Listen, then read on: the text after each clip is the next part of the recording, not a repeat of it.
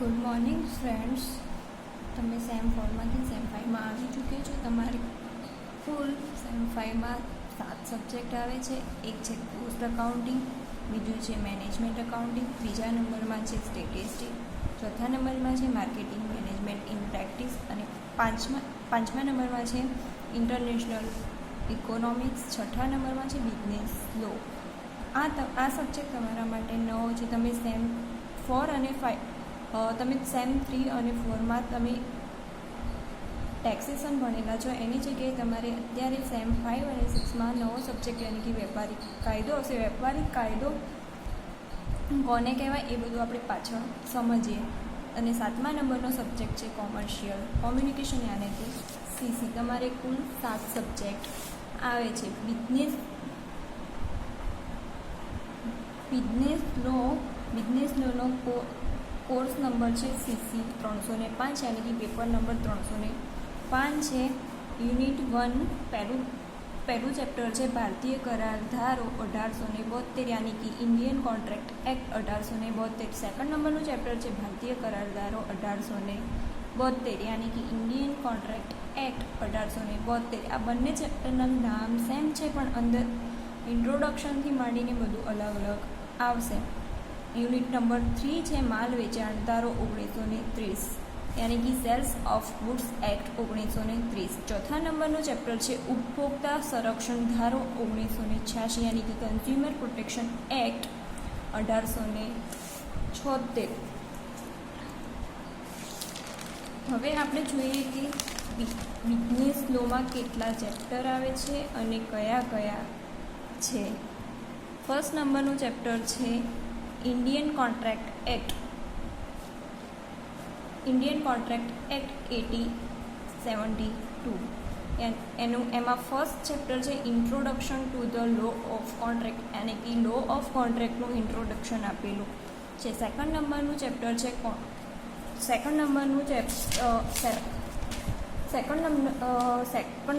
First નંબરનું છે introduction to the law of contract યાની કે કરારધારાનો પ્રાથમિક પરિચય આપેલો છે. સેકન્ડ નંબરનું ચેપ્ટર છે કોન્ટ્રાક્ટ એનો મિનિંગ અને નેચર્સ યાની કે કરારનો અર્થ અને તેના પ્રકારો આપેલા છે. થર્ડ નંબરમાં છે ક્લાસિફિકેશન ઓફ કોન્ટ્રાક્ટ યાની કે દરખાસ્ત અને સ્વીકાર. ચોથા નંબરનું ચેપ્ટર છે પ્રપોઝલ યાની કે ઓફર અથવા તો એક્સેપ્ટન્સ એન્ડ કોમ્યુનિકેશન યાની કે પક્ષકારની સમર્થતા. પાંચમા નંબરનું ચેપ્ટર છે કેપેસિટી ઓફ પ્રેક્ટિસ. પાંચમા નંબરનું ચેપ્ટર છે કેપેસિટી ઓફ પ્રેક્ટિસ યાની કે કમ્પિટન્સ ઓફ પ્રેક્ટિસ એટલે કે મુક્ત સંપત્તિ.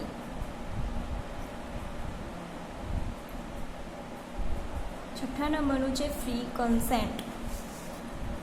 હવે યુનિટ 2 છે ઇન્ડિયન કોન્ટ્રાક્ટ એક્ટ 1872. એમાં ફર્સ્ટ નંબર છે કન્સિડરેશન યાની કે અવેજ. બીજા નંબરમાં છે લીગલિટી ઓફ ઓબ્જેક્ટ એન્ડ કન્સિડરેશન યાની કે કાયદા વિરુદ્ધના અવેજ અને ઉદ્દેશો. ત્રીજા નંબરનું છે ચેપ્ટર વોઇડ એગ્રીમેન્ટ યાની કે કરારનું પાલન. ચોથા નંબરનું છે પરફોર્મન્સ ઓફ કોન્ટ્રાક્ટ યાની કરારની જવાબદારીમાંથી મુક્તિ. પાંચમા નંબરમાં છે ડિસ્ચાર્જ ઓફ કોન્ટ્રાક્ટ યાની કર ભંગ અંગે નુકસાન. છઠ્ઠા નંબરમાં છે રિમિડિયન્સ ઓફ બ્રેચ ઓફ કોન્ટ્રાક્ટ યાની કે અવલંબિત કે શરતી કરારો.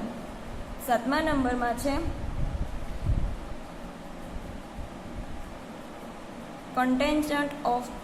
કન્ટેન્જન્ટ એન્ડ કન્ડિશનલ કોન્ટ્રાક્ટ યાની કે અવલંબી કે શરતી કરાર. ચોથા નંબર ક્વાઝી કોન્ટ્રાક્ટ યાની કે આભાસી અથવા તો અર્ધ કરારો. ચેપ્ટર નંબર 3 આપેલું છે the sales of good act 1930 યાની એનું ઇન્ટ્રોડક્શન આપેલું છે. માલ વેચાણ ધારો 1930નો પ્રાથમિક પરિચય આપેલો છે. બીજા નંબરમાં છે કન્ડિશન્સ એન્ડ વોરંટીઝ યાની કે કરારોનું વિષય વસ્તુ અને માલ. ત્રીજા નંબરમાં છે ટ્રાન્સફર ઓફ ઓનરશીપ યાની કે શરતો અને બાંયધરીઓ. ટ્રાન્સફર ઓફ ઓનરશીપ યાની કે માલિકીની ફેરબદલી. ચોથા નંબરમાં છે performance of contract of sales માલના વેચાણના કરારનું પાલન. પાંચમા નંબરમાં છે remedial measurement rights of unpaid seller અચૂક્યા વેચાણના હકો આપેલા છે. ચોથા નંબરમાં છે કન્ઝ્યુમર પ્રોટેક્શન એક્ટ 1986. પહેલું છે ધ કન્ઝ્યુમર પ્રોટેક્શન એક્ટ 1896 યાની ઉપભોક્તા સંરક્ષણ ધારો. બીજા નંબરનું ચેપ્ટર છે કન્ઝ્યુમર પ્રોટેક્શન કાઉન્સિલ યાની ગ્રાહક સુરક્ષા પરિષદ. તમારા કુલ 4 ચેપ્ટર છે. 4 ચેપ્ટરમાં અલગ અલગ પાર્ટ આપેલા છે. પહેલું આપણે ચાલુ કરીએ.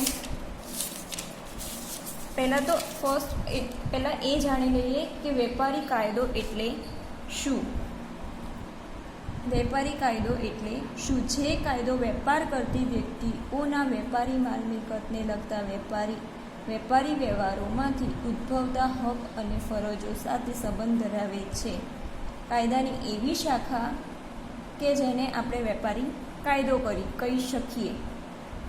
જે કાયદો વેપાર કરતી વ્યક્તિઓના વેપારી માલ મિલકતને લગતા વેપારી વ્યવહારોમાંથી ઉદ્ભવતા હક અને ફરજો સાથે સંબંધ ધરાવે છે એને કહેવાય વેપારી કાયદો.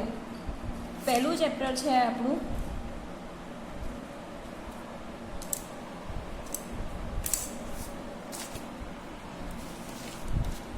ફર્સ્ટ નંબરનું ચેપ્ટર છે આપણું ઇન્ટ્રોડક્શન ઓફ કોન્ટ્રાક્ટ. એમાં ફર્સ્ટ છે પહેલું ચેપ્ટર છે ઇન્ડિયન કોન્ટ્રાક્ટ એક્ટ 1872. એમાં ફર્સ્ટ છે introduction to the law of contract. એની લો ઓફ કોન્ટ્રાક્ટનું કોન્ટ્રાક્ટ કોને કહેવાય એની વ્યાખ્યા સમજવાની છે.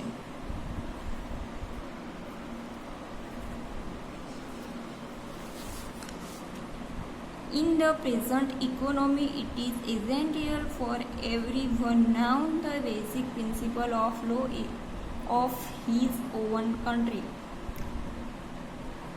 यानी कि अलग अलग कंट्रीમાં કોન્ટ્રાક્ટના અલગ અલગ રૂલ્સ આપેલા હોય છે.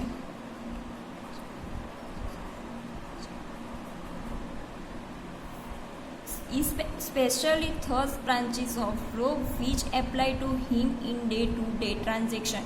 यानी कि દિવસે દિવસે ટ્રાન્ઝેક્શન કરવા માટે ઘણી બધી શાખાઓમાં અલગ અલગ કાયદાઓનો ઉપયોગ થાય છે. તો આપણે પહેલું લો એટલે શું એ જાણી લઈએ.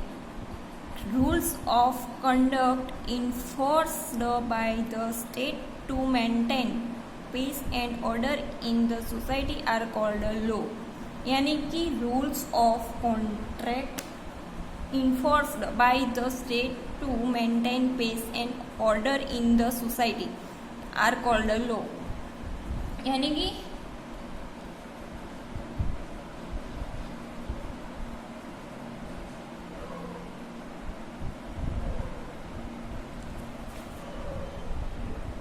જે કાયદો વેપાર કરતી વ્યક્તિઓના વેપારી માલ મિલકતને લગતા વેપારી વ્યવહારોમાંથી ઉદ્ભવતા હકને અને ફરજો સાથે સંબંધ ધરાવે છે એને કહેવાય લો.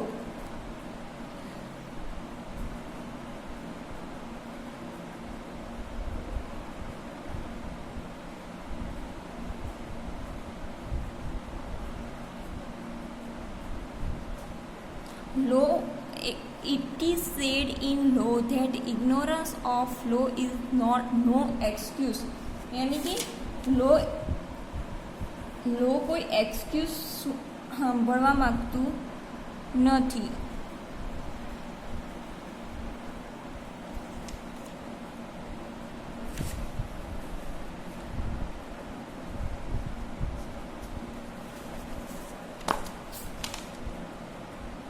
હવે આપણે આગળ જોઈએ definitions of mercantile law.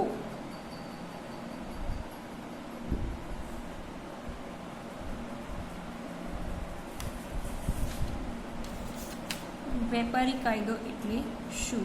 Sum consider law as the body of principle recognized and applied by state in the administration of justice.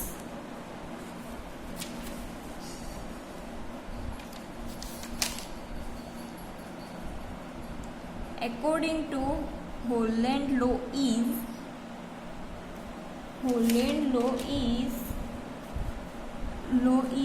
a rules of external human action enforced by the surveying political authority. यानी कि હોલેન્ડના મત અનુસાર સાર્વભૌમ રાજકીય હુકુમત દ્વારા અમલમાં આવતો માનવીની બાહ્ય પ્રવૃત્તિ અંગેનો નિયમ તે કાયદો છે. यानी कि સાર્વભૌમ રાજકીય હુકુમત यानी कि કોઈ દેશમાં રાજકીય હુકુમત દ્વારા અમલમાં આવતો કોઈ દેશમાં, હવે ભારતમાં બી અલગ કોન્ટ્રાક્ટ હોઈ શકે અને બીજા દેશમાં બી અલગ કોન્ટ્રાક્ટ હોઈ શકે. તો સાર્વભૌમ રાજકીય હુકુમત દ્વારા અમલમાં આવતો માનવીની બાહ્ય પ્રવૃત્તિ અંગેનો નિયમ એટલે તે કાયદો કહેવાય. એના પછી છે એન્સન ઓબ્ઝર્વ્સ. એન્સન્સના મતે વેપારી કાયદો એટલે શું એ આપણે જોઈએ.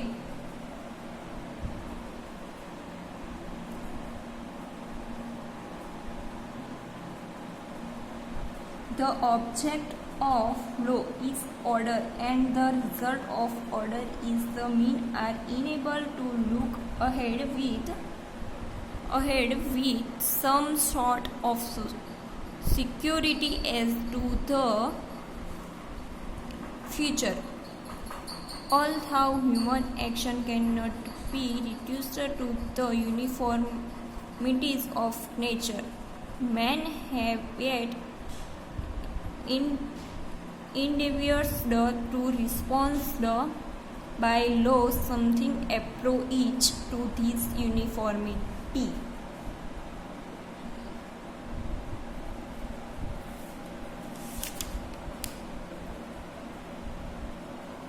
એટલે કે કાયદાનો ઉદ્દેશ વ્યવસ્થા છે અને વ્યવસ્થાનું પરિણામ એ આવે છે. કાયદાનો ઉદ્દેશ વ્યવસ્થા છે અને વ્યવસ્થાનું પરિણામ આવે છે કે મનુષ્ય ભવિષ્ય પર્વતે કઈક સુરક્ષિતતાની લાગણી આગળ મીટ માંડી શકે છે.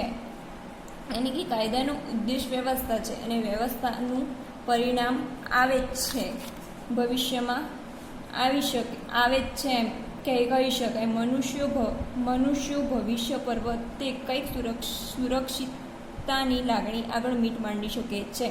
यानी कि मनुष्य भविष्य प्रत्येक कई वेपारी कायदा विषे सुरक्षिततानी लागणी आगळ मीट मांडी शके छे.